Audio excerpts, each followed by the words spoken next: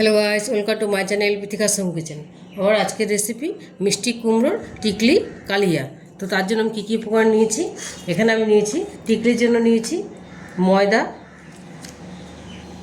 একটা স্লাইস পাউরুটি, নারকেল কোড়া, ধনেপাতা কুচি, কাঁচা লঙ্কা কুচি, কুমড়ো গ্রেট করে নিয়েছি, নিচে এখানে আদা বাটা আর সামান্য জিরের গুঁড়ো।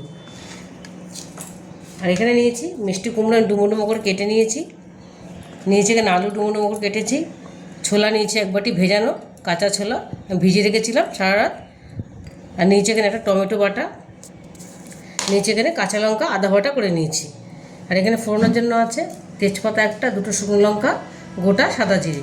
আর মশলা আছে এখানে জিরের গুঁড়ো, গরম মশলার গুঁড়ো, হলুদ গুঁড়ো, আদা বাটা, একটা চিনির বদলে আমি বাতাসা নিয়েছি। এখানে নিয়েছি নুন, সাদা তেল টিকলিগুলো ভাজার জন্য, আর সর্ষের তেল। তো সবার প্রথমে আমি টিকলিটা মেখে নেব। এর মধ্যে আমি দিয়ে দেবো সামান্য পরিমাণ মতো লবণ, দিয়ে দেবো অল্প নারকেল কোড়া, পুরোটা দেবো না আমি, এগুলো সব একসাথে মেশাবো। দেবো পাউরুটিটা আমি স্লাইস করে ছোটো ছোটো টুকরো করে দেবো হাত দিয়ে। তোমরা পাউরুটির বদলে চালের গুঁড়ো দিতে পারো। এবার দিয়ে দেবো ময়দা, আর সামান্য দিয়ে দেবো একটু হলুদ গুঁড়ো। এটা আমি খুব ভালো করে মেখে নেব। এটা আমি সুন্দর করে মেখে নিয়েছি। এবার এরকম টিকলির আকারে এরকম আমি গড়ে নেব। তোমরা যেরকম সাইজ করবে সেরকমই করতে পারো, খুব বেশি বড় করবো যেহেতু তরকারিতে পড়বে এটা। এরকম করে আমি সব কটা রেডি করে নেব।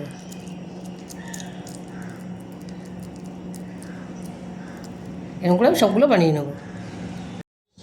তো টিকলিগুলো ভাজার জন্য আমি একটা ফ্রাই প্যান বসিয়ে দিয়েছি গ্যাসে। প্যানটা গরম হয়ে গেছে, এবার আমি রিফাইন তেল দিয়ে দেবো। এর মধ্যে বেশি তেল দেবো না, অল্প করে তেল দেবো।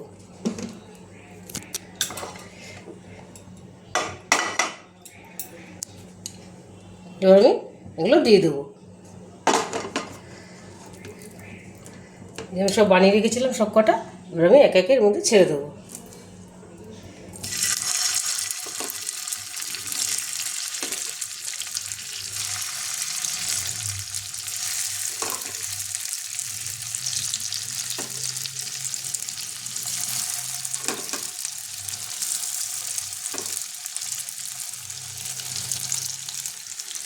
এগুলো আমি লাল লাল করে ভেজে নেব।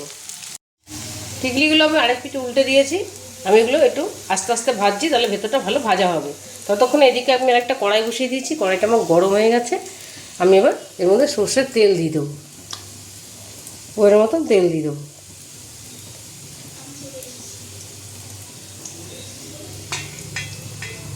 এবার তেলটা গরম করে নেব। তেলটা আমার গরম হয়ে গেছে, এবার আমি আলু আর কুমড়োগুলো ভেজে নেব।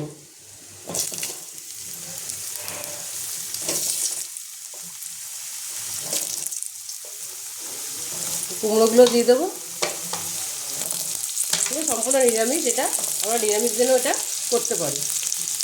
খুব সুন্দর খেতে হয়, এটা ভীষণই ভালো লাগে। দিয়ে দেবো অল্প লবণ।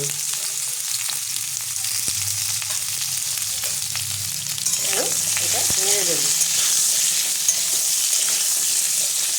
এটা আমি হালকা লাল করে ভেজে নেব।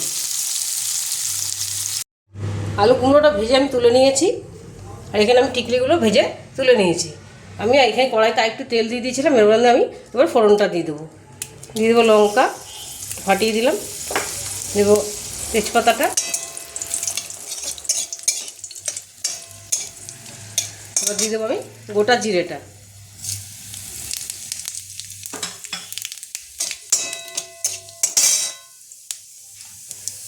দিয়ে দেবো ছোলাগুলো,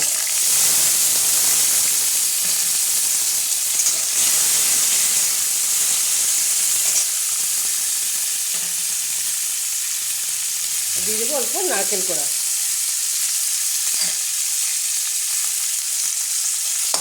এটাও একটু ভেজে নেব। নারকেলটা একটু হালকা ভাজা ভাজা হয়ে যাবে।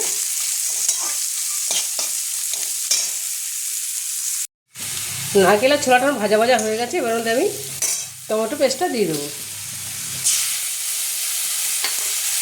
দিয়ে দেবো সব গুঁড়ো মশলাগুলো, আদা বাটা, গুঁড়ো মশলা সব দিয়ে দিলাম। দিয়ে দেবো অল্প জল,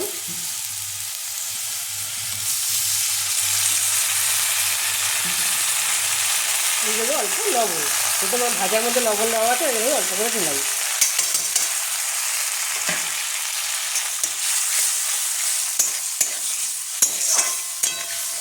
এবার আমি এটা খুব ভালো করে কষিয়ে নেব তেল ছাড়া পর্যন্ত।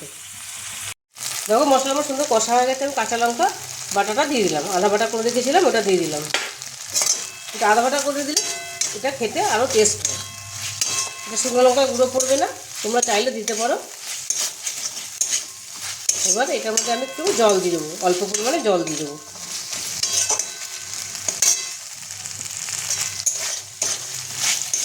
ছোলাটা আমার মোটামুটি সেদ্ধ হয়ে গেছে।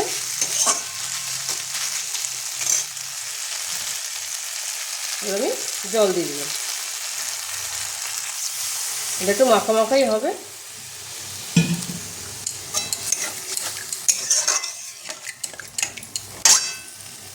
দিয়ে দেবো আমি আলু আর কুমড়োটা যে ভেজে তুলে রেখেছিলাম এটা।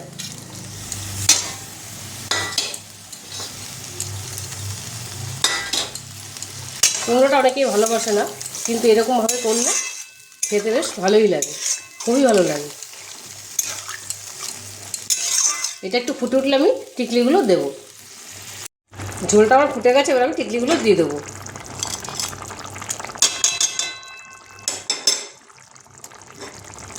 টিকলিগুলো দিয়ে খুব বেশি একটা ফোটাবো না আমি, তাহলে ভেঙে যাবে এগুলো।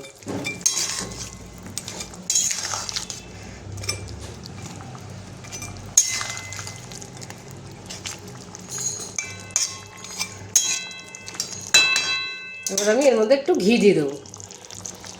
তোমরা যদি পছন্দ করো দিতে পারো, না দিলেও চলবে। আমি নামানোর আগে একটু ঘি দিয়ে দিলাম।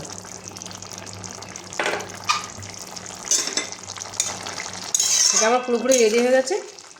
আমি গ্যাসটা বন্ধ করে দেবো।